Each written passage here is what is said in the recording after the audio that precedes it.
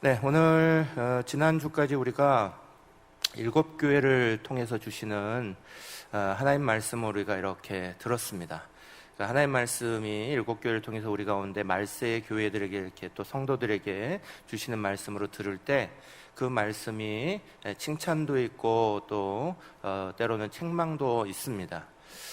그런데 이제 우리가 그 말씀을 이렇게 받아들이고 우리의 삶에, 우리의 신앙에 이렇게 적용할 때에 우리에게 절대로 이렇게 흔들리지 말아야 되는 하나님에 대한 아주 중요한 생각이 있습니다. 우리가 하나님을 어떻게 대하느냐, 어떻게 알고 있느냐에 따라 사실은 우리가 대하는 하나님에 대한 말씀, 또 우리의 신앙에 적용하는 것들이 완전히 달라지게 됩니다.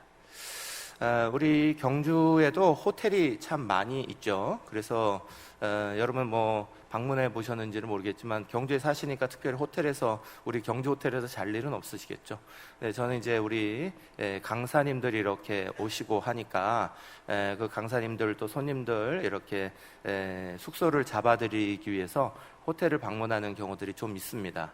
그래서 호텔에 이렇게 예약을 하려고 가면 호텔에서 꼭 물어보는 게 있어요. 우리는 주로 이제 보문호수 주변으로 호텔들이 이렇게 있으니까 항상 호수 쪽으로 방을 하시겠어요? 반대쪽으로 하시겠어요? 꼭 물어봅니다. 이걸 물어보는 이유는 값이 다르니까 그런 거죠. 안에 방도 크기도 똑같고 인테리어도 똑같고 안에 들어가는 제품도 똑같습니다. 그런데 전망이 호수 전망이면 더 비싼 거죠. 몇만 원 더 내야 되고, 그렇지 않은 반대쪽은 이게 값이 조금 싼 겁니다. 우리 경주만 그런 게 아니라 우리 전국 곳곳의 호텔들, 이렇게 관광지 호텔들 가보면 거의 똑같습니다. 해운대다 이런 데도 바다가 보이는 전망이면 얼마를 더 줘야 되고, 바다가 보이지 않는 쪽이면 조금 싸고, 그래서 모든 것이 다 똑같은 상황인데도 전망이 어떠냐에 따라서 가격이 이렇게 달라집니다. 우리의 인생, 우리의 신앙도 사실 이런 비슷한 면이 있습니다. 우리가 무엇을 볼 수 있느냐, 무엇을 가질 수 있느냐, 어떤 생각을 가지고 있느냐, 어떤 가치관이 있느냐, 어떤 세계관이 있느냐에 따라서 우리의 신앙이 굉장히 많이 달라지고 삶이 달라집니다. 영국의 작가였던 조지 오웰이라는 아주 천재적인 작가로 소문난 분이 있었습니다. 근데 이 조지 오웰이라는 분은 무신론자에다가 굉장히 부정적인 인생관을 가지고 있어요. 그래서 결국 그는 말년에 우울증에 시달리고 그러다가 집에서 식구 생활하다가 결국은 폐결핵에 고생하다가 그렇게 젊은 나이에 세상을 떠나게 됩니다. 또 반면에 루즈벨트 대통령의 영부인이었던 엘리너 루즈벨트라는 분이 있습니다. 엘리너 루즈벨트는 어릴 때에 고아로 자랐습니다. 굉장히 어렵고 힘든 환경입니다. 그런데 그분은 루즈벨트 대통령이 이렇게 몸이 불편한데도 불구하고 너무너무 이런 대통령직을 잘 수행하도록 옆에서 도와주었고, 또 전 미국인들이 뽑은 가장 호감이 있는 여성으로 지금도 존중받는 그런 여성입니다. 이분이 어떤 가치관, 어떤 생각을 가지겠냐에 따라서 눈앞에 보이는 것들이 너무너무 달라지는 겁니다. 신앙도 마찬가지죠. 우리가 하나님을 어떻게 아느냐, 내가 어떤 하나님을 만났고 경험했느냐, 그 하나님이 나에게 어떻게 다가오시는 분이시냐를 우리가 잘 아느냐에 따라서 우리의 눈이, 우리의 신앙생활이 완전히 달라지는 겁니다. 참 놀랍게도 우리는 한국에 수많은 교회들을 가지고 있습니다. 한국의 그 수많은 교회들이 같은 성경을 사용합니다. 그리고 그 말씀들을 봅니다.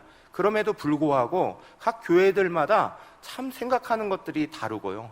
또 같은 교회에서 우리가 같이 이렇게 한 말씀을 주일마다 들으면서 같이 신앙생활하고 있는 우리 교회도 한 1000여 명에 되는 성도들이 이렇게 각자 만나서 물어보면 자기의 신앙들이 참 달라요. 적용하는 게 다르고 생각하는 게 다르고 어떻게 같은 말씀을 들어도 저렇게 다르게 이해할까 싶을 정도로 완전히 다른 경우들이 많습니다. 우리가 어떤 하나님에 대해서 알고 있고 그 하나님이 내게 어떻게 자리 잡고 있느냐가 사실은 우리가 오늘 우리의 자리 안에서 신앙의 자리를 어떻게 만나느냐를 결정하는 완전히 다른 이야기입니다. 오늘 우리는 이사야서의 말씀을 통하여서 이사야가 이러한 부분에서 우리에게 다시 한번 도전을 주고 있다 하는 사실을 좀 아셨으면 좋겠고, 우리가 정말 어떤 하나님을 만나기를 소망하는지를 말씀을 통해서 오늘 우리가 같이 좀 나누기를 원합니다. 오늘 이사야서 63장은요 참 독특한 관점으로 말씀하고 있어요. 선지자의 말씀은 가장 기본이 하나님 말씀하시는 것을 선지자가 받고 그것을 그대로 전달하는 것이 선지자의 본분입니다. 선지자는 자기의 말로 하는 사람들이 아닙니다.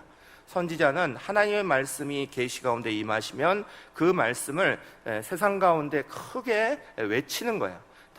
마치 이 마이크하고 똑같은 역할을 하는 겁니다. 제가 여러분에게 드리고 싶은 말이 이 마이크를 통해서, 지금 스피커를 통해서 여러분에게 크게 다 제대로 전달돼 나가듯이 하나님께서 선지자를 선택하시고 그 선지자를 통해서 주시는 말씀은 그렇게 나가는 겁니다. 그런데 오늘 이사야서 63장은 그것이 완전히 바뀌어 있어요.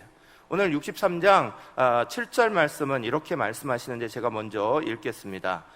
내가 여호와께서 우리에게 베푸신 모든 자비와 그의 찬송을 말하며 그의 사랑을 따라 그의 많은 자비를 따라 이스라엘 집에 베푸신 큰 은총을 말하리라 그랬습니다. 이 말씀에 보면 주어가 내가예요. 하나님이 말씀하시되가 아니라 주어가 내가라고 말하고요. 그러면서 동사가 말하리라 그러셨죠. 자기가 말한다는 거예요. 1인칭으로 말하겠다는 거예요. 하나님의 말씀으로 말해야 되는 선지자가 하나님의 말씀의 자리를 놔버리고요, 자기 것으로 이야기하겠다 하면서 말씀하고 있는데, 근데 놀라운 건 이사야의 말씀이 그 1인칭 사람이 하는 말을 하나님께서 말씀으로 받아주시고 하나님의 말씀으로 다시 우리에게 선포하고 있다는 거야. 그러니까 이 말씀이 참 독특하고 놀라운 거죠. 우리가 가끔씩 1인칭으로 하나님 앞에 기도하는 기도 문장이 있는데, 그럼 이것이 기도문이냐? 기도문이 아니에요. 기도문은 우리가 읽은 다음 절부터 나오는 15절부터 기도문이 나와요. 또 시편과 같이 찬양이냐? 찬양은 우리가 하나님을 높이는 것으로 나아가니까 하나님이 그걸 받으셔서 시편은 독특하게 우리의 찬양을 하나님의 말씀되게 우리에게 주신 거니까, 그러니까 이것이 그러면 찬양이냐? 찬양이 아니에요. 이건 뭐냐? 이건 자기 간증이에요. 자기 간증을 통하여서 하나님을 나타내 주고 싶은 거예요. 백성들에게 알려주고 싶은 거예요. 그런데 그것을 하나님이 받으셔서 오늘 우리에게 하나님의 말씀되게 하셔서 선포하고 있는 거예요. 이사야 선지자가 자기의 선지자의 본분을 놔버리고 하나님 말씀 받아서 우리에게 전해야 되는 것을 놔버리고 자기가 오히려 자기 목소리로 증거하고 싶은, 간증하고 싶은 것이 무엇이었을까? 그렇게라도 사람들에게 강하게 전달하고 싶은 게 무엇이었나? 그게 바로 하나님에 대한, 하나님의 어떠한 무엇인가에 대한 것을 다시 한번 확증시켜주고 싶었던 거예요.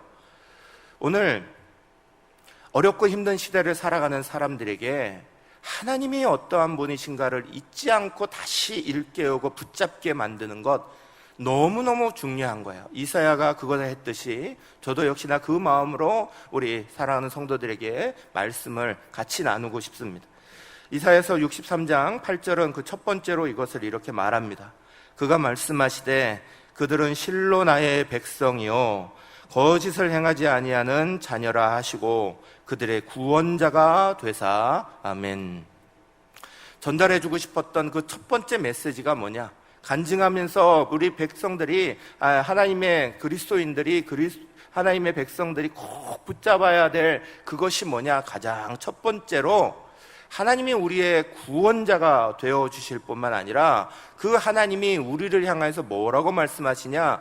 너희는 나의 백성이고 거짓을 행하지 않은 자녀다, 그렇게 얘기하신 거예요. 백성이다, 나의 백성이다, 이해가 됩니다. 그런데 그 다음에 나오는 거짓을 행하지 아니하는 자녀다, 이렇게 칭하시는 것들이 참 특이합니다. 거짓을 행하지 아니하였다. 우리가 하나님 앞에 거짓을 행하지 아니하는 자녀인가요? 여기에 나오는 거짓을 행하지 않은 이라는 말을 히브리 원어에서 보면 사카라라는 단어를 사용합니다. 근데 이 사카라라는 단어의 원래 뜻은 배반한다는 뜻입니다. 저버려 버린다는 뜻입니다. 그러니까 저버리지 않은 자녀다, 그렇게 말해요. 그런데 오늘 이사야가 지금 활동하던 시대, 이 시대는 창세기 때가 아닙니다. 이 시대는 이미 이스라엘의 수많은 역사까지 흘러온 나중입니다. 우시야, 요담, 아하스, 히스기야 때에 이사야가 활동했습니다. 그 수많은 광야의 시간들 속에 하나님에 대해서 배반을 수없이 했던 자들이 이스라엘 백성이었습니다. 하나님 앞에 우상 숭배를 수없이 하며 하나님을 버렸던 사람들이 이스라엘 백성들이었습니다. 하나님 앞에 잘못되게 하나님 말씀 지키지 아니하고 이방 여인들과 마음대로 결혼하고 이방 여인들이 가지고 왔던 신상들을 섬기고 그것으로 하나님의 마음을 아프시게 했던 일들이 수없이 많았던 사람들이 이스라엘 백성입니다. 하나님 앞에 하나님을 저버리지 않았다라고 주님이 말씀하실 것이 아무것도 없는 그들에게 주님이 너희는 나를 저버리지 않은, 거짓되지 않은 나의 자녀다, 그렇게 말씀하시는 거예요. 사랑하는 여러분, 저도 여러분도 다 자녀를 키워가시는 분들입니다. 자녀들을 키워가는 동안 부모의 말에 잘 순종하고 좋고 올바르게 행하는 자녀도 내 자녀지만 그것을 어기는 자녀, 심히 곤란하게 만들고 때로는 불효하고 때로는 아버지 어머니의 마음을 너무너무 아프게 만드는 폐륜적인 일을 벌이는 자녀도 우리는 너는 내 자식이야 라고 말합니다. 오늘 주님은 우리에게 다시 한번 그걸 확증시키고 있는 거예요. 이사야 선지자는 어렵고 힘든 시대에 하나님을 향하여서 여러 가지 생각을 하는, 하나님이 징계도 하시고 하나님이 때로는 돌보시기도 하고 여러 가지 상황 속에서 하나님을 만나고 있는 이 백성들에게 너희가 잊지 마, 하나님은 여전히 너희를 자녀 삼으신 분이야, 하나님이 우리의 아버지셔 라는 사실을 다시 한번 상기시켜주고 계시는 거야. 그걸 잊지 말라고 말하는 거야. 왜요? 그 하나님이 나의 아버지다, 내가 하나님의 자녀다 라는 그 생각이, 아까도 말씀드렸듯이 그 생각이 우리가 하나님 앞에 신앙하는 우리의 자리를 완전히 다르게 보이기 때문에 그러면 하나님은 선생님이 아니에요. 우리를 가르치고 우리를 훈계하는 선생님의 자리가 아니에요. 하나님은 재판장, 판사의 자리가 아니에요. 하나님은 검사의 자리가 아니에요. 하나님은 우리의 기업주가 아니에요. 사랑하는 여러분, 하나님이 우리에게 다가오시는 방법은 항상 여전히 불순종하고 여전히 하나님 말씀 듣지 아니하고 여전히 하나님을 저버리는데도 그러나 너는 아직도 내 새끼야, 너는 아직도 내 자식이야 말씀하시는 그 아버지 하나님이신 줄 믿으시기를 간절히 바랍니다. 우리는 절대 이 사실을 놓을 수 없어요. 하나님이 절대 이 사실을 놓지 않으시고 말씀하시는 거예요. 오늘 선지자는 이것을 모든 하나님의 백성들이 절대 잊지 말라고 다시 말씀하고 있는 거예요. 여러 가지 힘든 일들이 많이 벌어집니다. 우시야, 요담, 아하스, 히스기야 시대에 수없이 많았던 잘못된 일들이 너무너무 많았습니다. 오늘 이 시대도 우리가 살아갈 때에 하나님 앞에 불순종 제대로 못하는 일들이 우리 속에 수없이 일어납니다. 아픈 자식과 같이 하나님 앞에 하나님을 괴롭게 하고 있는 우리의 모습인지도 모릅니다. 그런데 너는 아직도 내 자식이야, 넌 아직도 내 아들이야, 딸이야 말씀하시는 것들을 잊지 아니하시는 그 하나님, 우리도 하나님을 만나고 하나님을 의지할 때에 이 하나님부터 떠오르시기를 간절히 축복합니다. 하나님은 선생이 아니에요. 하나님은 기업주가 아니세요. 하나님은 재판장이 아니세요. 우리의 아버지신 거예요. 나를 자녀 삼아주신 구원자 아버지신 거예요. 그 관계 속에서 하나님의 말씀을 봐야 돼. 그래야 내게 다가오시는 그 이야기가 다르게 들리는 거야. 지난주에도 여러분에게 책 한 권 읽으시라고 책을 소개해 드렸죠. 그 책 읽으신 분은 복 받을 줄로 믿습니다. 안 읽으신 분은 빨리 읽으세요. 좋은 책입니다. 은혜 받으시고 이 더운 여름에 시원함을 누리세요. 책 한 권을 더 소개하고 싶습니다. 참 좋은 책입니다. 제목은 내 하나님은 너무 작다. 그러니까 내라는 건 내가 아니라 너 말하는 겁니다.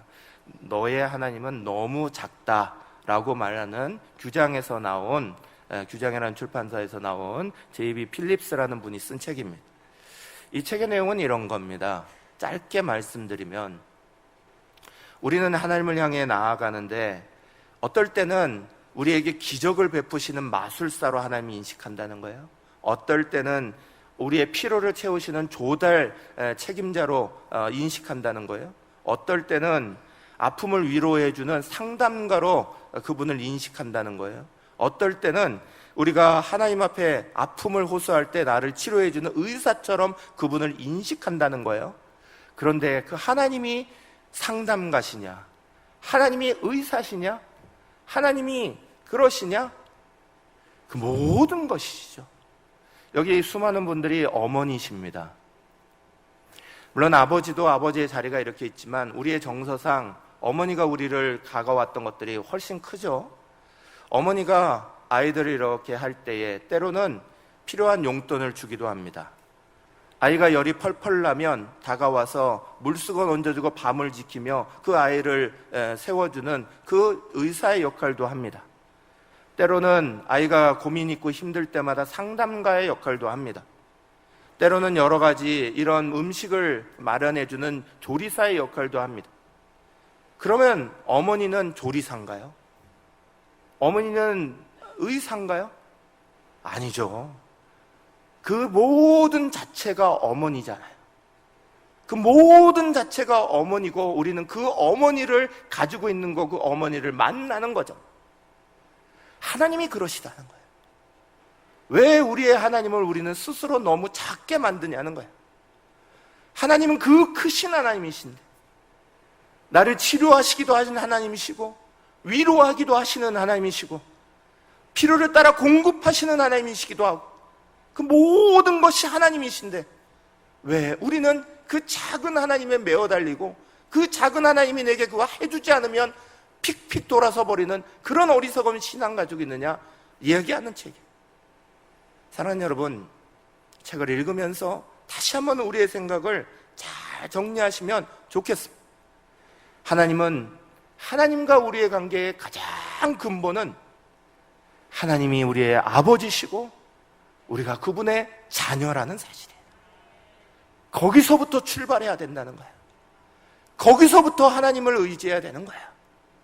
사랑하는 여러분, 첫째 이것을 절대 잊지 말라고 하시며 오늘 선지자는 또다시 그 다음에 말씀을 이어갑니다. 8절 후반절부터 9절까지 말씀이 이렇게 되어 있어요. 그들의 구원자가 되사 그들의 모든 환난에 동참하사 자기 앞에 사자로 하여금 그들을 구원하시며 그의 사랑과 그의 자비로 그들을 구원하시고 옛적 모든 날에 그들을 드시며 안으셨으나 아멘. 이 말씀을 이렇게 읽으면요, 하나님이 늘 하시는 말씀이 다시 떠오릅니다. 우리 하나님은 창세기 제일 처음부터 시작해서 계시록 제일 마지막까지 계속해서 강조하고 말씀하시는 게 있어요. 내가 너와 같이 하고 있다는 거야. 내가 너와 함께 하고 있다 이거야.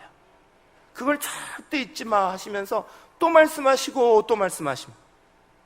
오늘 이 말씀 속에서 또 얘기하시기를 내가 너의 모든 환난에 동참했다 그러십니다. 모든 곳에 같이 하고 있어. 아픈 자리 나 거기에 있어. 괴로운 자리 나 거기 있어. 외롭고 힘들게 집안에 혼자 있는 자리 나 거기 있어. 주님 말씀하고 계신 거예요. 그 모든 자리에 주님이 같이 계신 거예요. 선지자는 하나님의 목소리만이 아니라 지금 본인이 다시 한번 자기의 목소리를 더 강조해서 말해주고 싶은 거예요. 왜? 그것을 느껴야지만, 그것을 알아야지만 낙심하지 않으니까요. 어려운 자리에서 또 일어날 수 있는 힘이 바로 거기에 있으니까요. 우리는 참 연약합니다. 하나님이 함께 하셔 라는 거 이론으로 수없이 알면서 어느 순간에 어려운 자리 딱 들어가기 시작하면 하나님 왜 나 혼자 내버려 두고 계세요? 하나님 어디 계세요? 또 열심히 하나님 안 계시다고 찾고 있는 우리들이라는 거예요. 거기에 주님이 계속 말씀하시는 거예요. 내가 모든 환난에 동참하고 있어. 사랑하는 여러분, 얼마 며칠 후가 되면 이제 그 말레이시아에 계시는 황기원 선교사, 임미정 성사님이 오셔서 지난번 우리 선교사님들 말씀 이렇게 주셨던 것처럼 한번 말씀하면서 이렇게 선교 보고하러 이렇게 오시는 시간이 있을 거예요. 그래서 그때가 되시면 여러분 또 나오셔서 많이 같이 은혜 받으시기를 부탁드립니다.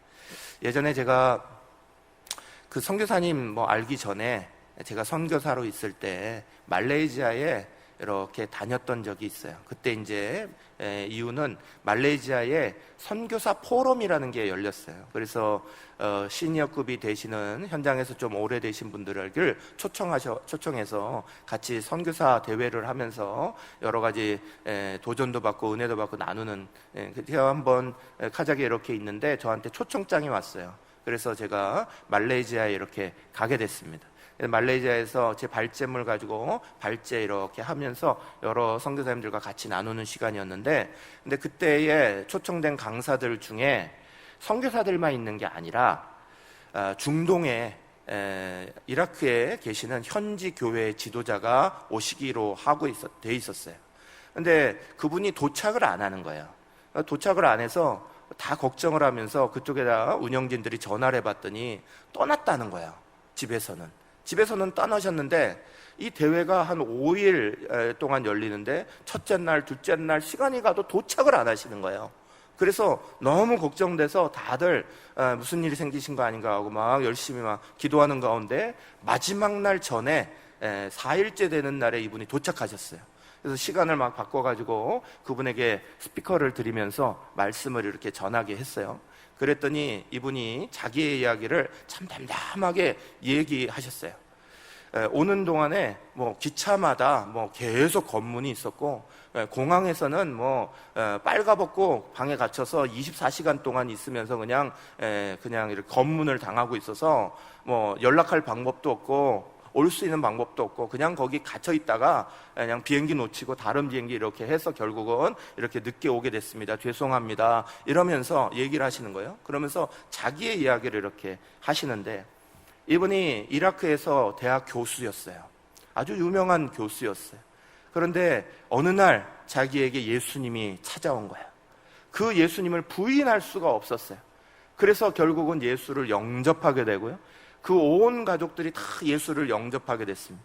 그런데 그 나라는 우리나라 주민등록 중에 이렇게 종교 써인 게 있는 거예요. 무슬림은 무슬림, 이슬람은 이슬람 이렇게 써 있으면서 그리스도인이 되면 거기에 크리스찬 이렇게 딱 써지게 되는 거예요. 그런데 그 크리스찬이라는 게 딱 써지는 순간 자기의 모든 삶이 달라져 버렸어요. 대학 교수에서 그냥 바로 해임당해 버렸고요. 아이들은 무상교육을 다 받을 수 있는 그 교육의 기회를 완전히 박탈돼서 아이들이 학교도 갈 수 없는 상황이 됐어요. 여러 가지 가족들에게 이리저리 돌림당한 건 이루 말할 수도 없고, 사회의 여러 가지 복지나 이런 것들이 완전히 다 배제됐어요. 그러면서 가장 이분이 말씀하시기를 슬펐던 게 교회에 가서 거절당했다는 거예요. 그래서 처음에 우리가 무슨 소리냐 그랬더니 이렇게 얘기하시는 거예요. 선교사들이 세우는 교회가 있는데 그건 그 허락이 안 되니까 외국인들을 위해서 교회를 해놓은 거라는 거예요. 그래서 그 교회니까 찾아간 거예요. 그런데 현지인이 들어온다고 막아버린 거야. 현지인이 들어오면 종교경찰들이 따라와서 지켜봅니다. 그러다가 결국은 세무감사하고 교회를 폐쇄시키는 일까지 생기니까 우리 교회에 나오시면 안 되겠습니다 하면서 거절한 거예요. 예수를 믿었는데 교회까지 못 나가고 거절당하고. 그런데 이분이 그럼에도 예수 놓을 수가 없어서 그러면 예수 믿는 사람들 모아서 예배드리겠다고 교회를 형성한 거예요. 그래서 교회 지도자가 됐어요. 교회 지도자가 되는 순간 이분에게 종교 경찰이 따라붙기 시작한 거예요. 어느 다른 도시를 가면 그 다른 도시 갈 때마다 검문을 당해요. 어디 이동하면 이동할 때마다 검문 당하는 거예요. 지금 외국에 나오겠다고 신청하고 외국에 나오니까 몇 군데 벌써 경찰서에 지나갈 때마다 다 검문 당했고요. 결국은 공항의 검문대 앞에서 24시간 넘게 빨가벗겨져서 혼자 방에 집어넣는 거예요. 그러고 나서 모독을 주면서 그냥 뭐 신문하는 것도 아니고 고문하는 것도 아니고 거기에 그냥 앉혀놓고요. 거기에서 그냥 24시간 넘게 그냥 방치해 놓고 비행기표 그 비행기 시간 지나가 버리게 만들고. 근데 이분이 말씀하시는 게 그거야. 거기 한 100여 명의 선교사들이 앉아 있었어요. 그 선교사님에게 이분이 뭐라고 말씀하시냐면, 그런데 그런 것 때문에 저는 예수 믿는 거 포기하지 않을 겁니다. 왜냐하면 내가 거기 24시간 앉아 있는 동안 주님이 거기서 나와 대화하셨어요. 주님이 나와 거기서 이야기해 주셨어요.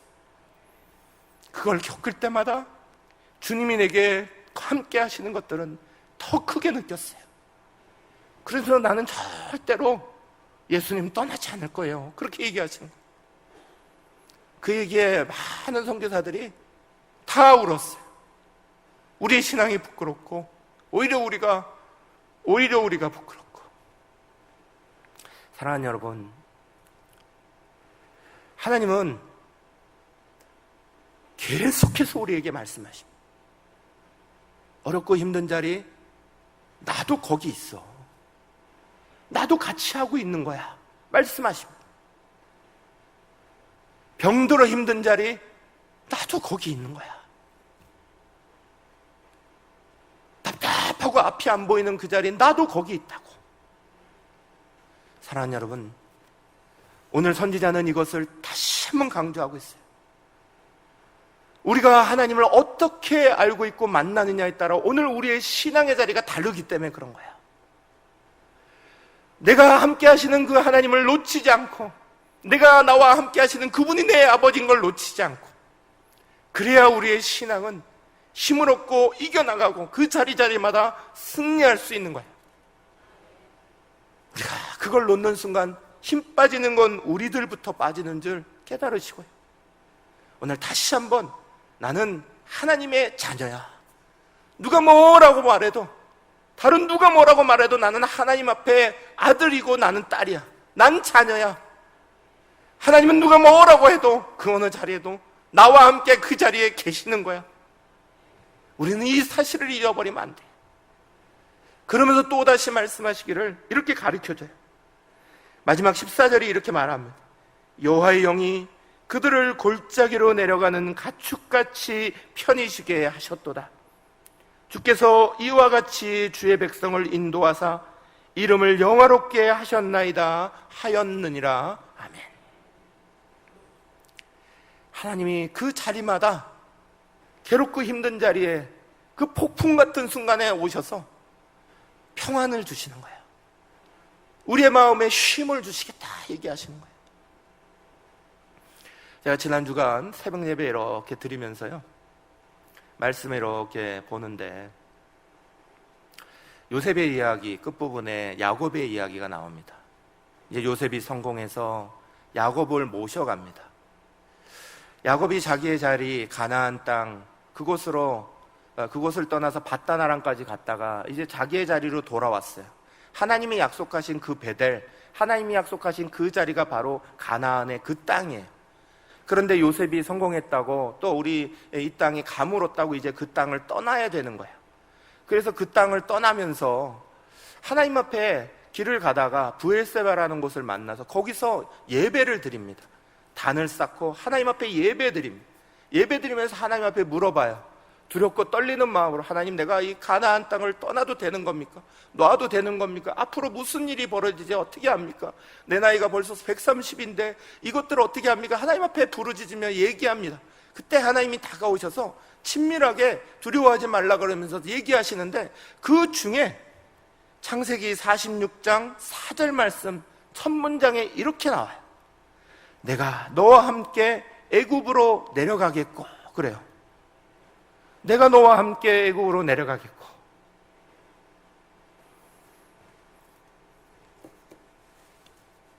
이 한 문장을 읽는데 그 새벽에 제 방에서 먼저 말씀 준비하다가 눈물이 주르륵 났어요. 하나님이 계시는 약속의 땅, 거기는 가나안이에요. 근데 그 애굽은요, 수많은 우상들이 있는 곳이에요. 하나님이 거기서 존중받으실 수 없는 땅이에요. 많은 신들 중에 하나처럼 취급되는 자리예요. 절대적인 그분이 그분의 존중됨을 잃어버리고요, 수많은 우상들 속에 그대로 자신이 같이 들어가는 하나가 돼버리는 거예요. 그런데 그 두렵고 떠는 야곱에게 뭐라고 말씀하세요? 내가 너와 함께 애굽으로 내려가겠고, 그러시는 거예요. 하나님이 자기의 존귀함까지 놓아버리며 내가 거기로 내려갈 거야, 너와 함께 같이 있어줄 거야 얘기하시는 그 자리에 눈물이 왈칵 쏟아졌어요. 사랑하는 여러분, 우리가 하나님을 어떻게 알고 있든지 하나님은 계속해서 우리에게 하나님 당신을 말씀하고 계십니다. 너희가 나를 뭐라고 부르든 너는 나를 저버리지 않는 자녀로 내가 붙잡고 있을 거야. 너희가 어떤 모습을 해도 나는 그 자리에 같이 가고 있을 거야. 태풍같이 흔들리는 그 자리에서 내가 너희에게 평안이 되어줄 거야. 하나님이 계속 말씀하고 계세요. 사랑하는 여러분, 오늘 우리가 걸어가는 자리가 무척 힘듭니다. 하다못해 폭염 때문에도, 열대야 때문에도 잠 못 자며 힘듭니다. 몇 날 며칠 잠을 제대로 못 자고 이러니 저도 50대 넘어가면서 저도 힘든데, 그때마다 저희 어르신들이 그렇게 많이 떠올라요. 집안에서 혼자 계시면서 이 더위 어떻게 하실까? 몸 얼마나 아프실까? 다 찾아뵙지도 못해요. 인간이 어떻게 다 그걸 할 수 있겠어요? 그때마다 기도하는 것밖에 없죠. 오늘 우리의 자리, 어떤 분의 얘기를 들으면 앞이 막막하대요. 몇 달째 수입이 없고 몇 달째 막막하대요. 앞으로도 언제까지 가야 될지 모르겠대요. 멀쩡하던 분이 암이라고 소식이 들려와요. 한참 젊은 분이 암이래. 뭐라고 위로하겠어요? 뭐가 위로가 되겠어요? 그런데 사랑하는 여러분, 사람의 위로가 아니에요. 우리의 진짜 위로는 하나님이 지금 말씀하고 계시는 거예요. 넌 내 자녀야. 너의 자녀의 자리를 내가 놓지 않을 거야. 말씀하시는 거예요. 네 관련한 자리, 그 환난의 자리, 내가 같이 있다. 내가 여전히 너 빨개 벗은 그 자리에, 나도 그 자리에 앉아서 너와 만나고 있어. 말씀해주고 계시는 거예요. 사랑하는 여러분, 그 하나님을 알아야 오늘 우리의 삶에 진정한 신앙의 자리가 열리는 거예요. 누가 뭐라고 해도, 다른 사람이 어떻게 말을 하더라도 그 하나님이 내 하나님이고 그 하나님이 계시니까 나는 힘을 냅니다. 믿음을 가집니다. 오늘도 이깁니다. 우리 사랑하는 성도들이 그렇게 승리해 나가시기를 간절히 축복합니다.